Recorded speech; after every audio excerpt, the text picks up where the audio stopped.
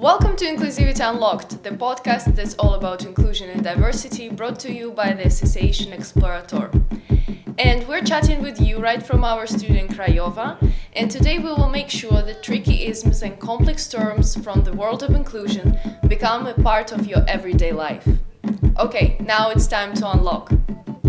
Today in our podcast studio, here in Craiova, we are honored to host director and actor Lourenço Tudor. Thank you for being with us. Thanks for having me. Recently, his production, Echoes of the Feminine, was showcased at cultural independent venue called Typografia in Craiova, and officially premiered at one of the city's most significant, huge annual events, the International Shakespeare Festival. And I want to really congratulate you on this. Thank you so much. Yeah. We're eager today to engage in a discussion with Lourenço about the evolving theatre scene in Craiova, its role in development of youth in the city, and the contemporary trends in inclusive theatre. The inclusive theatre, which embraces not only professional actors but also non-professional actors with different disabilities. And to provide you, our listeners, with some context regarding the play that we mentioned, Echoes of the Feminine, I would like to quote a small part from Typografia's Facebook post. Echoes of the Feminine brings significant fragments from William Shakespeare's famous plays, Richard III, Coriolan, and Macbeth. The show, made accessible to the hearing impaired, explores the complex subtleties of domestic and political conflicts, as well as the devastating impact war has on women, who often become collateral victims.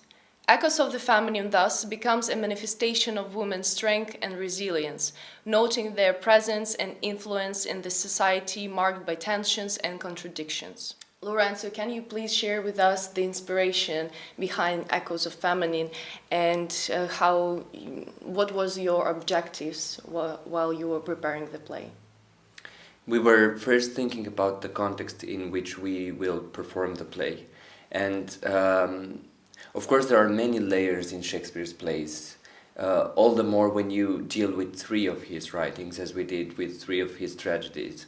And we found this common contextual point, which is war, which is something that people nowadays relate to very much.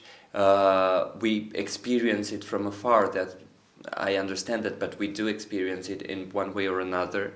And we found through the text a means of talking about the damages of war in general. And we were also thinking as a team, I'm talking here about me and the team of actors and the choreographer, the whole production team. We were thinking about the way that it impacts people who are not on the battlefield, indeed, but stay at home and are never seen as being a real part of the war, but they are. And we were thinking about the underrepresented image of women in general when it comes to war, and thinking about the way they do become collateral victims of war. And we started doing some research through the three plays and seeing these common points that they have in the relationship that political men or warriors indeed have with their spouse or with their mothers.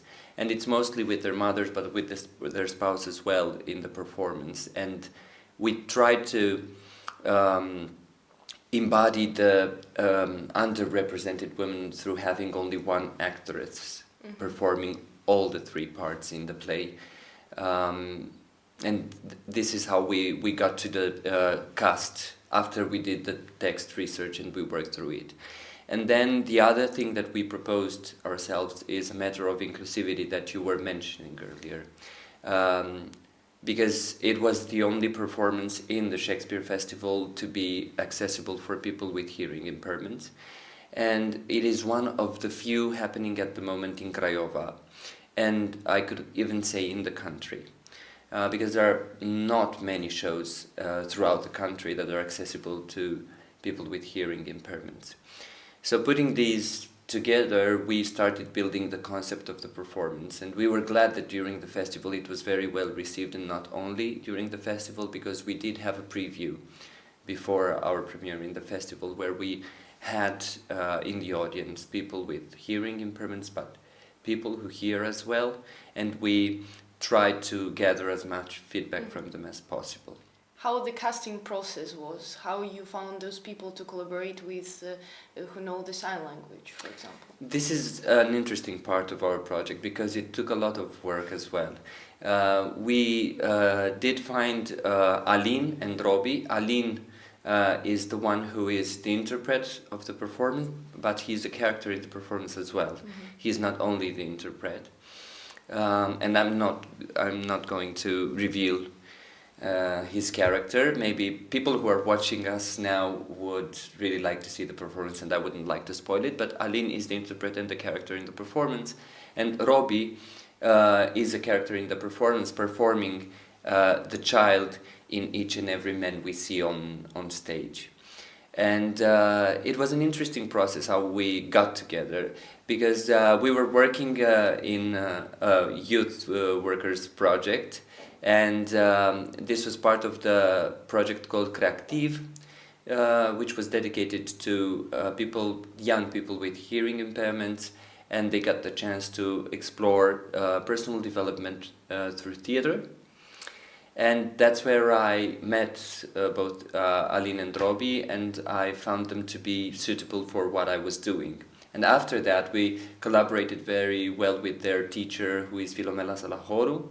And Filomela helped us a lot with translating the text, because a lot of Shakespeare's text, and in general, a lot of literature, is not easily translatable into sign language. And what we did was a whole lot of work trying to retranslate Shakespeare from Romanian to Romanian, meaning that we translated the very poetical and metaphorical text of Shakespeare into a text that would be easy to translate into sign language. And after that we had Aline, who did a very good job understanding both the versions, Shakespeare version and the version that we translated together with his teacher, with Ana Maria Wancha and with Filomela Salahoro. We managed to find a way of telling the story through sign language that would hold as much of the previous text as well. So this is how we got to the final version of the text, and this is how we met the people. We met the people through the workshop that I was telling you. It was a fantastic opportunity for us and for them as well, because as soon as I proposed them to be in the performance that we will premiere in Shakespeare Festival, they were glad to be part of it. Yeah, I never considered that it should be really hard to translate from like Romania or even English to sign language. Because even for me, when I'm reading original Shakespeare, it's really hard, like for everyone, I think. It's just impossible sometimes, it's all English. And it was even hard during the festival when I was watching some plays in Romanian, and I was trying to read at the same time the subtitles on the walls. But yeah, it's really hard work, and I want to really thank you for doing this and translating into sign language. But the audience really understood everything after this translation, or what feedback did you have after this? This was interesting because what we did, I was earlier telling you about the preview that we had. And the preview helped us a lot in discovering how the audiences, both hearing audiences and people with hearing disabilities, understand from what we've done. And this is a great thank you for Aline, who made sure that we would respect everything that's needed for a person with hearing impairments to understand. And the important part in the preview was the feedback, trying to find out if people with hearing impairments would be able to follow, would be able to understand the whole story that we have on stage. So this is how we did it. We had a preview in which we made sure that people would understand exactly the whole story that we were performing. And the feedback was a good one. People did understand the story. They followed both Aline and the actors on stage, because from time to time in the choreographies of the performance, the actors do use sign language. So many of the choreographies in the performance are inspired from sign language that we later on in the play would also hear said by the actors, for people who do hear. And it was it was well received from this point of view. People luckily do understand, and it was a great experience to see the different reactions, because people with hearing impairments and have different reactions to what's happening on stage, meaning that they do react to choreographies made out from sign language, understanding exactly what the actors are saying, as opposed to people who are hearing and don't understand sign language and react to different things. For me, it was totally a very interesting experience because I didn't know Romanian, I didn't know sign language, and I really want to learn sign language, but I was in a situation that I was lost totally, but at the same time, I was like switching from time to time from seeing what's happening on the stage and what's happening a little bit upper, where Aline performed with the sign language, and I understood that it's totally equal in a way of body expression, and I wanted to also to ask how the training was, like how you were preparing. Did you have like special, I don't know, workshops or movements? We did have, it wasn't that much of a time for rehearsal, but it was intense.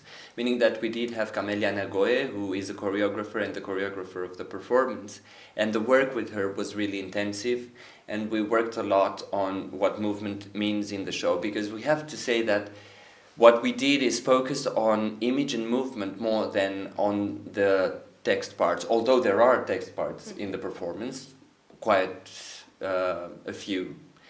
We did focus more on making the performance easy to understand from the images and the movement.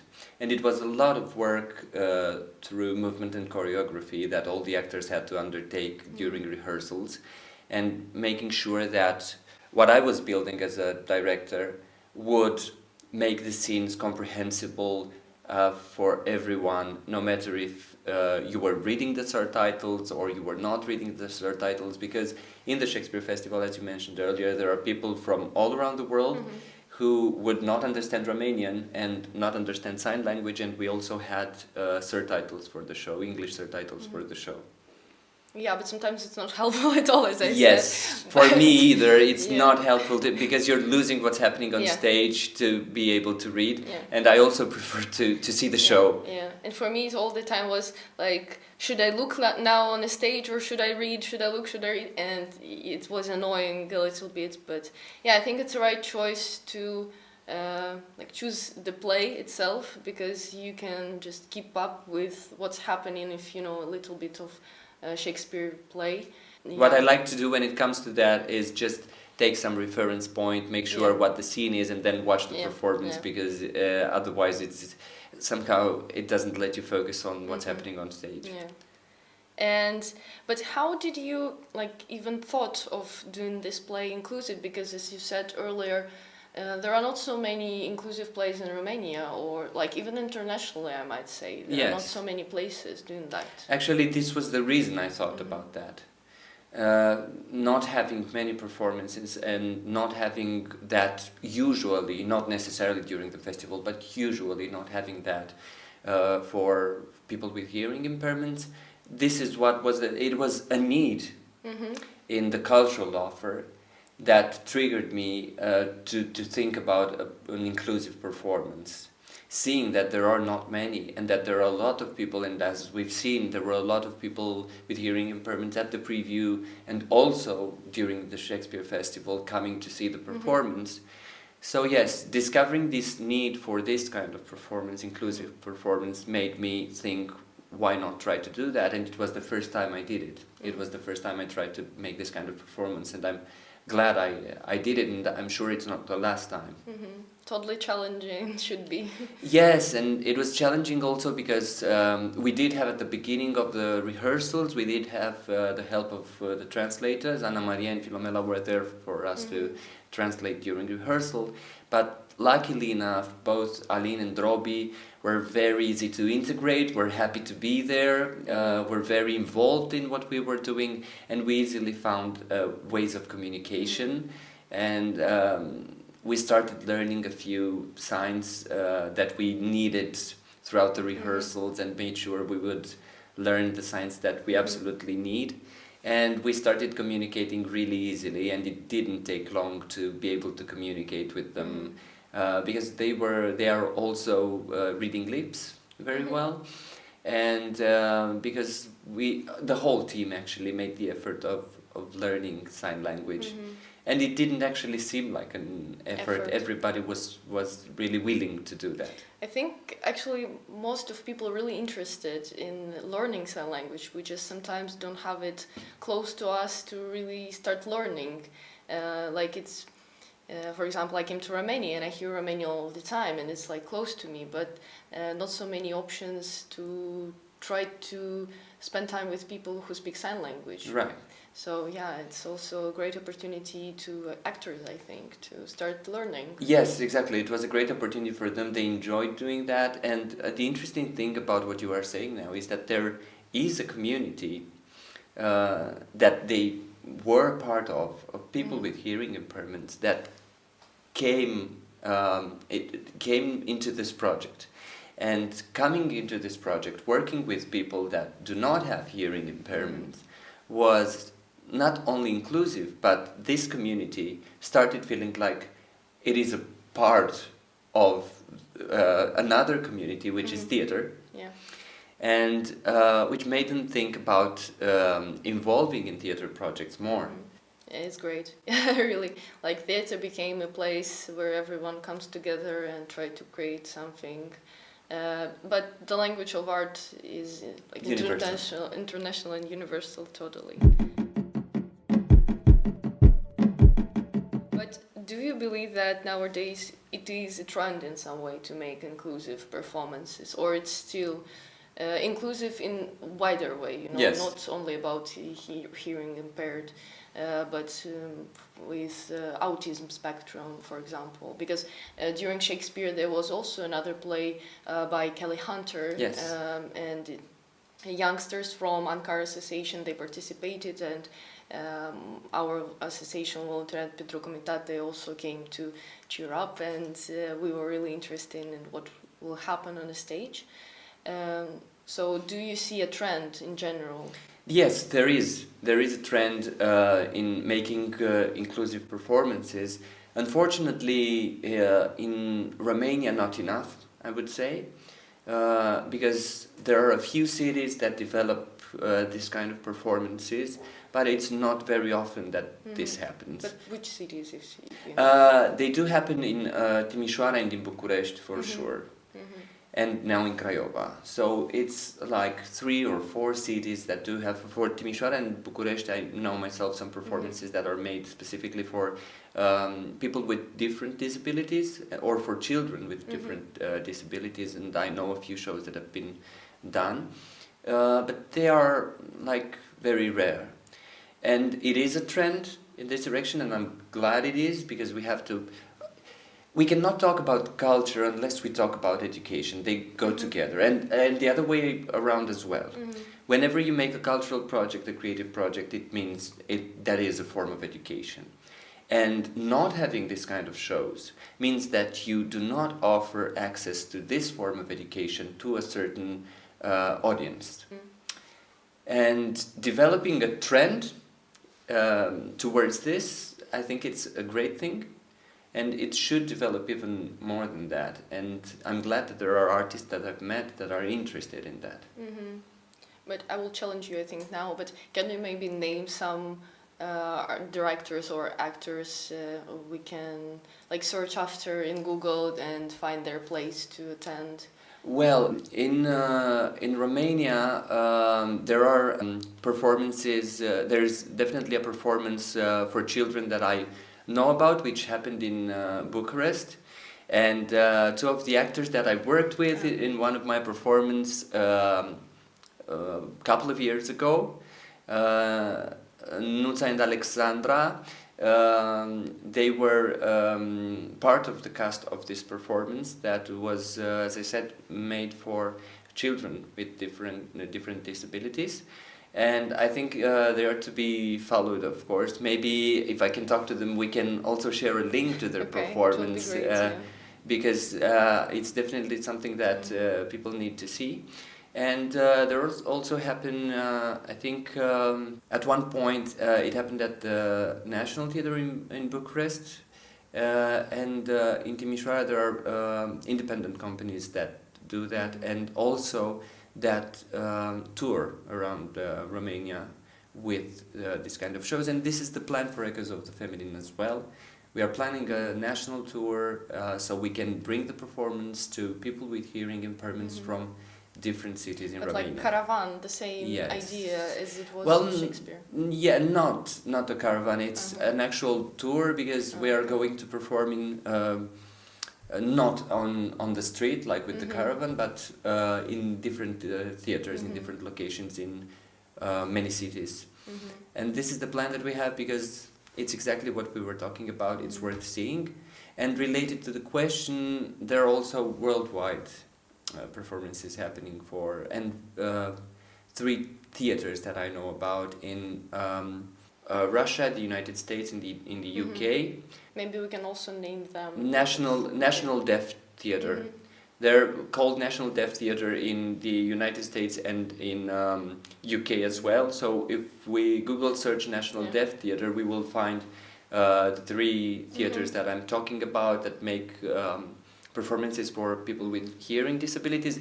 And more than that, in the performances they have actors with hearing impairments. I myself have seen a great show of Spring Awakening, which was a musical, and it was made with both hearing and people with hearing disabilities on stage, and it was a wonderful show that they've managed to make. So yes, in the world there are theaters who are specifically made for the deaf. And as far as I know, this is like very old theaters, like from 50s, 1950s. Yes, exactly. So they have already a huge history of doing this type of performances. But the feedback I think I received after us visiting the performance of Kelly Hunter with other volunteers is that everyone was saying, I never saw anything like this. And in this phrase for me was the understanding that it really broadens your mind in a way, how we see theatre, that it's not only classical way of retelling the classical poetry or literature on a stage, trying to feel ourselves in the skin of a 19th century person. It's more about feelings or engagement, social engagement in a way. So yeah, it was totally something. Yes, therefore a totally new experience of theatre. And the great thing about the line that you said that you heard, I've never experienced something like this, is that it gives you the opportunity to realize that theatre is something not to put in a box. Yeah. It's something that can be anything, and whenever you enter in the auditorium, you should be expecting for anything to happen and be open to whatever happens and see what it gives you, because the main point of you being there is not going out through that door as you entered in the room. Yeah, you need to have some change inside of you. Yeah. And sometimes I think with classical performances it's really hard to be engaged in what's happening, because we already know the story. And like some new approaches are needed, and even using sign language or including more people might be an answer, I think. Yes, and that is the magic of theatre somehow, that although you know that in Hamlet everybody dies by the end of the play, spoiler alert! Yes, you still go and see the performance, because you're expecting to see something else than what you've seen, or to see something that you have read the play and you discover it in a totally different way. So the whole magic of theatre is giving you an experience that you were not expecting, or giving you a different perspective than you had either on the text or from different performances that you have already seen. And this is a way of making it also surprising for all audiences with different disabilities or with no disabilities, typical people as well. But also you've chosen a very interesting, for me at least, theme of war, yeah, and how people nowadays have difficulty of living in peace and all those tensions. But even though, thank God, nothing happened in Romania directly, but at the beginning you also said that it's all around us, like we all feel it through social media, probably also we receive this information more. So I wanted to ask, how do you think this content, thematic content of the play reflects contemporary situation in Romania, and how it connected with like gender roles and power inside of the Romanian society? Maybe what points you wanted to highlight? Well, it is true that it's not, luckily, as you said, it's not happening in Romania, but it's just at the border, and the war being at the border is not, it seems it doesn't directly affect you, but it does. You can expect anything to happen moment to moment. I don't mean we are living with the fear of war, but we are aware of it happening, and we are aware of what's happening at the borders. And we do talk with people that we know who actually live at those borders, and they experience it in a totally different way than we do it here, where we are farther away from what's happening. But it for sure impacts our way of living, our expectation to what can happen. And we have experienced, I mean, the theme of war in general, and specifically in Shakespeare's plays, is so well, as many topics actually, so well dissected by Shakespeare, that is generally human. It's not necessarily about a period, it's not necessarily about an area, it's generally human. And even though we are not directly affected, we are hearing stories, like I said, through social media, through the internet, from people coming here. We are hearing stories of war, and that's impactful. I've heard myself some unbelievable war stories and unbelievable personal stories about war, and it is something that is generally human, and it's a sort of emotions that it involves that we were trying to recreate, to reproduce on stage through the performance. And that started with the work on text, because as you've seen in the performance, the text is a collage made of the three plays you've mentioned at the beginning of our talk: Coriolanus, Macbeth, and Richard III. And it was hard work to scan through these three plays and put up a completely new story from Shakespeare's text. So whoever comes to see the performance sees a completely new story, having the characters and the words of the characters in the plays they used to know from the classical text, and it was meant to show whatever we have experienced or we have heard about what's happening during war, and stories that we have from our grandparents about experiencing the war. So yes, I think it's generally human, even though we do not experience it now. We sort of experience it from afar. We indirectly understand the effects that this has on Romania as well. But the feelings, the emotions, and the situations are generally human. And like working with the past in a way of, as you said, Exactly. stories of grandparents. Going a little bit to different topic, because I'm interested in volunteering part and how young people can go to theater to learn something from themselves. As you said, education is all the time connected with culture and they should work together. So do you use volunteer work in Typographia, or while you were working on a play? Do you even positively look on young people going into theater and helping there? Yes, I think that young people having the experience of working in theater, being in the process, and also during the Shakespeare Festival, where there were a lot of young people who volunteered for the festival, is a skill improvement experience. It helps you deal with situations that you don't normally deal with, and it improves skills in terms of communication, of attention, of coordination. It's a great work to do, and it's a great experience, and we have had volunteers helping us in Tipografia when we not from the beginning when we built the show, but during the Shakespeare Festival there were volunteers there helping with the subtitles we were talking about earlier, helping with the access to the performance. So they're not automatic. I mean, subtitles not automatic. No. It's like typed by. It's not typed. Okay. It's we have the slides of like the timing. it's the soft.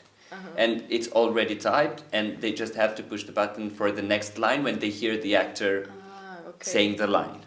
So it's like all the time human pushing the button. It's all the time a human pushing the button, and it happens during the performance. We needed 2 volunteers for that, because Aline is a person with hearing impairments who is interpreting the show, so he doesn't hear what the actors are saying. So in order for him to hear to know what the actors were saying, he had a different screen than you had as an audience. At the back of the room, in the back of the audience, he had a different screen where we had a volunteer push the button every time the actor said a line, which was in Romanian, so he could read and translate for the people who couldn't hear the performance. So yes, the volunteers have helped a lot with that. They helped us with props as well, and I was really glad because they were really involved and they were happy to be there and asking all the time, what can I help with, and enjoying the show as well. Yes, it is an experience that improves skills. I myself started as a volunteer for the Shakespeare Festival some 13, 14 years ago. And it was definitely an experience that built me, that helped me learn a lot of things. Because it's intercultural communication as well. You meet a lot of people from different countries that you need to help, talk to, guide through the city, help during setup at stage, help during rehearsals, help during dismantling, and it's an experience that really improves many of your skills. Yeah, for me it was totally very interesting to see how the stage is made before the performance and what's the time of rehearsals and how it's hard to do the lighting, and especially when you come to a different theater where you know nothing about which equipment they have, and sometimes it looked like very chaotic, to be honest. All this preparation was really fast. Yeah, it's a lot of work that you need to do really fast, and you need to adapt to whatever there is at stage. It's true that every theater company coming to the festival would send a technical writer beforehand, and we would know exactly what they need on stage. And they would also come with their own technical equipment, and it's a lot of work in setting it all up, and you need to do it as fast as possible because right after that there's rehearsals, and after that there's a performance. And this is the part that usually the audience doesn't see. Have you thought about the problem in a way that sign languages, it's not one sign language, it's like different sign languages, and how to make this play like really international if Alin, he expresses himself in a Romanian sign language, not English sign language? Yes, luckily enough, Alin knows English sign language as well, so we have talked about that. We have talked about the version of text that we can use whenever we need to interpret it not in Romanian sign language, and there is international sign language that mostly uses English, and luckily enough Alin is fluent in that as well, so he can interpret in international sign language as well, which is pretty helpful. Because he also asked me when I said, okay, what are we doing if we need to translate it for people who don't speak Romanian? And he said, what are you doing with the typical actors who here? Are they saying the text in English? No, they're still talking in Romanian. Well, and are you subtitling? Yes, we do have subtitles. What language are the subtitled in? It's in English. Then I can translate in English as well. Yeah. It's a lot of places in between to think about how to translate. Yes, we would need to go to a laptop and start working on an English version that is translatable into sign language, because it's the same work. I mean, although Lynn does understand much of Shakespeare's poetry, we do need to find the words that are actually translatable into sign language, because there are no signs for some of them, or some of them are pretty similar, or it's the same sign, but it depends on what you are saying, so they can read lips and make the difference. And lastly, because we're going to the end of our questions, I wanted to ask, what are your hopes regarding what audience will take from this experience watching the Echoes of Feminine? Yes, whenever I'm directing a show, I'm thinking of what I want from the audience to go out of the auditorium with. And in Echoes of the Feminine, the first thing, as the title says as well, is the impact that war has on people who are not on the battlefield, and what war means for them, and what waiting for someone who's on the battlefield at home means, and the things that you go through during this waiting of someone who... We do have a pregnant woman during the show who's waiting for the father of her child to come back home. And during the whole show, we do have women, especially mothers, trying to convince their political animal sons that this is not the best choice, and trying to find out a diplomatic solution to things that wouldn't hurt their family, because there's always a conflict between domestic and politic. And it's this conflict that I'm interested in letting the people go with. I would like them to think of the lack of balance. And it's the lack of balance that triggers all these tragedies. Because in Richard III, there's definitely a lack of balance in him from the beginning to the end. And it's the lack of balance that leads to his death in the end. And not only to his death, because that's a huge tragedy, it's not only his death. And yes, I think it's the lack of balance. I think it's the ego, it's the trying of doing and having more all the time. I would like them to think of. We don't have the answers to it, and we're not trying to offer the answers during the performance, but we bring the questions up. Yeah, and it's actually the best way. Everyone will try to find their own answers.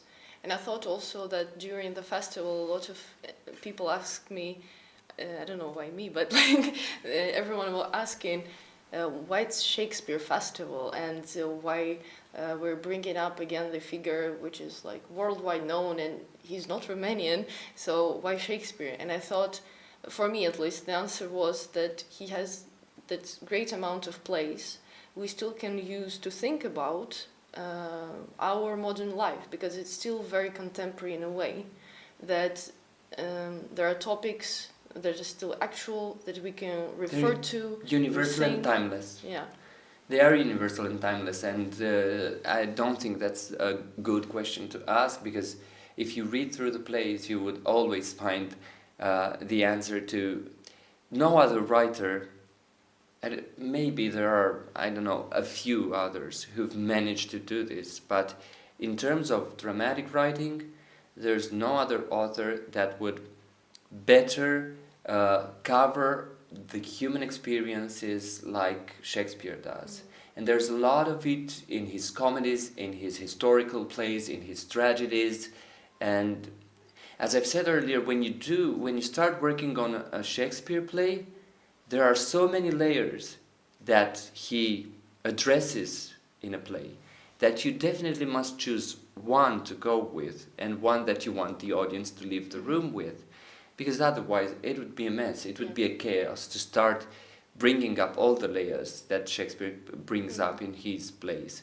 And the reason why people celebrate Shakespeare, why there are so many Shakespeare festivals around the world, I think it's precisely this, because he's timeless, he's universal, he's not necessarily related to one culture or another. We are talking about Richard III taking place in England, but we are talking about Measure for Measure taking place in Austria, or Romeo and Juliet taking place in Italy, or Hamlet in Denmark. So he's not precisely referring to a certain culture. And he's universal and timeless, and that's what makes us go back to Shakespeare all the time. Lorenzo, thank you very much for joining us. It was a very interesting discussion. And thank you, listeners, for tuning in to Inclusivity Unlocked podcast today to talk about the role of culture and theatre in development of a local community and inclusivity. And please subscribe on our YouTube to support us, give us a like today, and see you next time to unlock the new topic. Thank you.